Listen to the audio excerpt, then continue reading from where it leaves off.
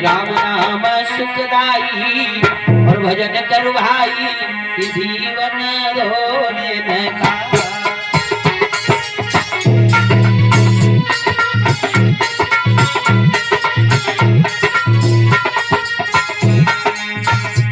हरे राम नाम सुखदाई भजन कर भाई ये जीवन धोने का।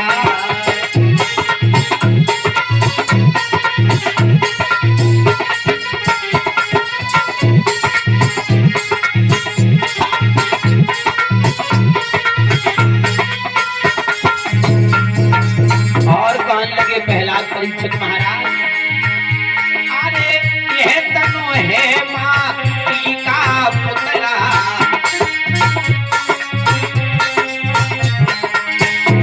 अरे यह तनु है माटी का पुतला,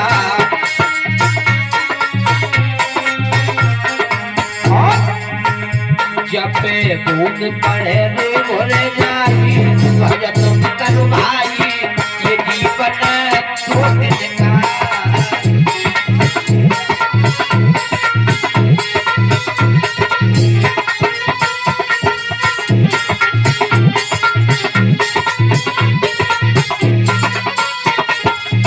और कहने लगे प्रहलाद, आए ये तनु में जंगल की लकड़ी,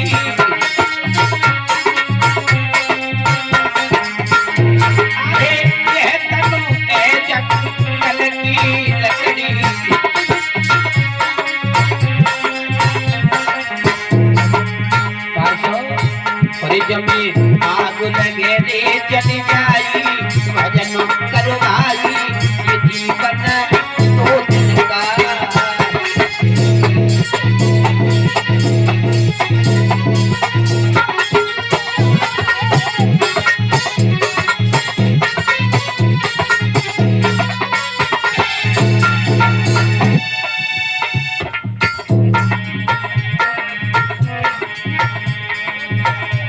हरे राम नाम सुखदाई भजन कर भाई जीवन धोने का।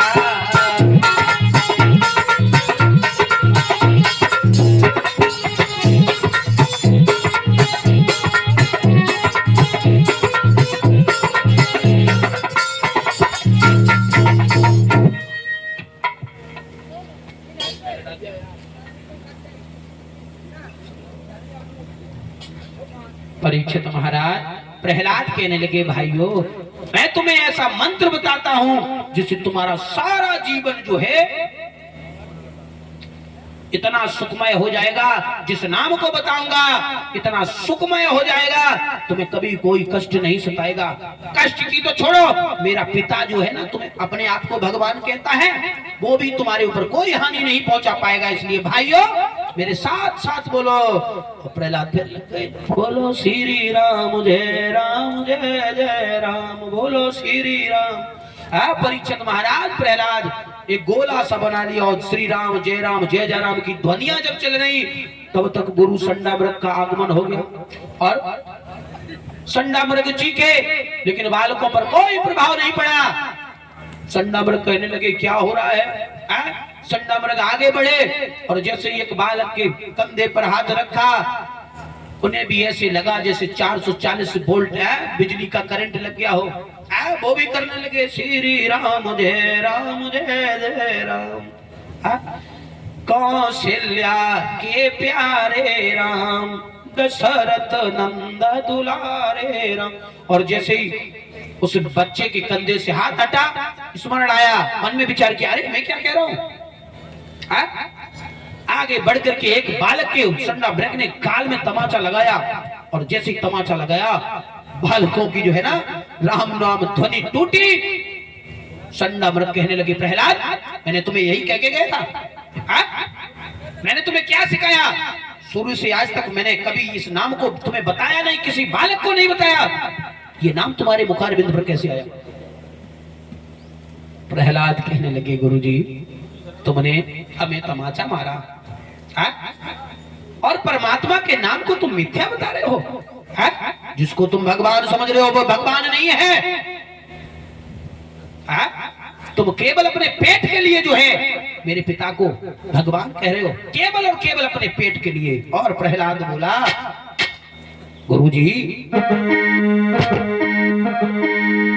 तुमने पापी पेट के लिए और पैसा परमेश्वर माना है, और थोड़ी सी प्रभुता पाकर के हो गया पिता दीवाना है।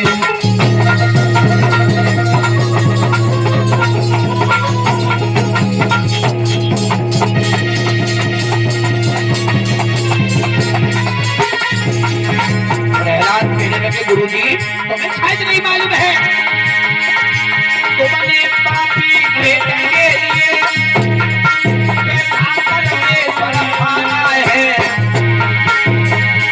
थोड़ी सी प्रभुता मांग के हो गया पिता दीवाना है।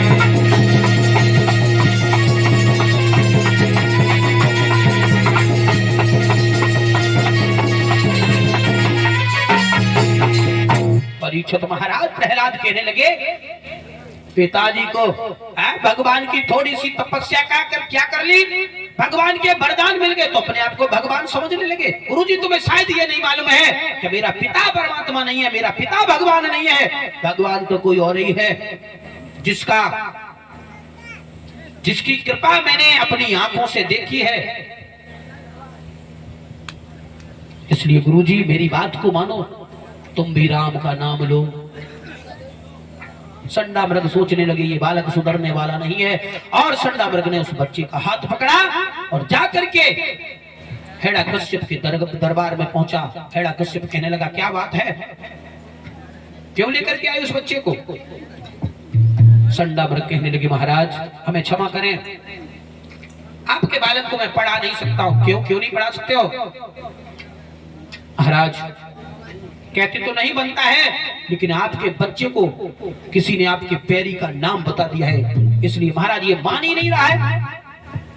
हिरण्यकश्यप हंस करके कहने लगा, कोई बात नहीं, बालक है, 2-4 दिन के लिए छोड़ दो, उसके बाद हम समझा लेंगे, फिर आपके पास छोड़ाएंगे। हिरण्यकश्यप ने जो है प्रहलाद को जो है बड़े प्यार से गोद में बिठाला अपनी गद्दी पर और कहा, बेटा प्रहलाद तुम्हें नहीं मालूम है, तुम्हें नहीं मालूम है, तुम जिसका नाम लेते हो बेटा वो हमारा बैरी है, हमारा शत्रु है, पता है तुम्हें? उसने तुम्हारे चाचा का वध किया, मेरे भाई को मारा है, इसलिए वो हमारा बैरी है, इसलिए उसका नाम मत लो। प्रहलाद कहने लगे, पिताजी क्या कह रहे हो, राम नाम ना ले? पिताजी एकदम नहीं भूल सकता हूँ, एक बार मैं तुम्हें भूल सकता हूँ, इस राजधानी को भूल सकता हूँ, लेकिन परम पिता परमात्मा के नाम को नहीं भूलूंगा। हिरण्यकश्यप आगे बढ़ करके प्रहलाद के गाल में तमाचा दिया और उठा करके गद्दी से नीचे फेंक दिया। प्रहलाद कहने लगे, पिताजी तुम मुझे चाहे गद्दी से फेंको, तमाचा मारो, यहाँ तक कि मेरी बोटी करवा दो, लेकिन मेरे मुख से अब ये नाम छूटने वाला नहीं है। प्रहलाद बोला, पिताजी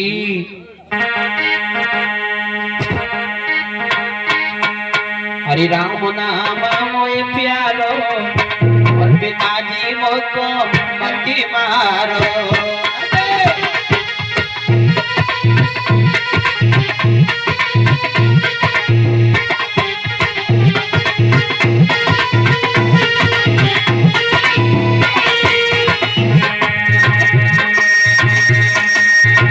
मत मारो रे मत मारो,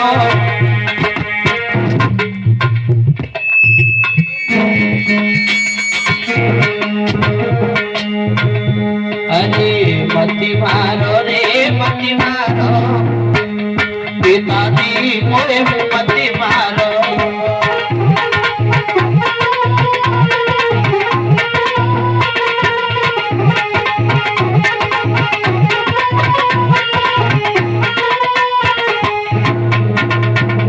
प्रहलाद कहने लगे, पिताजी क्या कर रहे हो बेटा,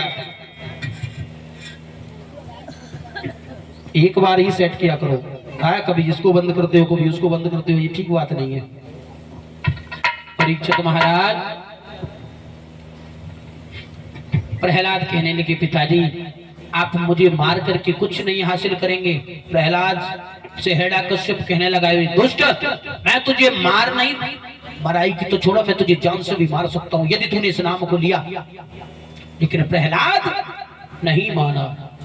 तो हिरण्यकश्यप ने उसका हाथ पकड़ा, खींचता हुआ ले गया कयादू के पास और जाकर के कहा कयादू ये तुम्हारा लाडला जो है ना हमारे बैरी का नाम लेने लगा, हमारे शत्रु का नाम लेने लगा है, इसलिए इसको समझा लो, यदि नहीं समझ आया तो ये मेरे हाथों से मारा जाएगा।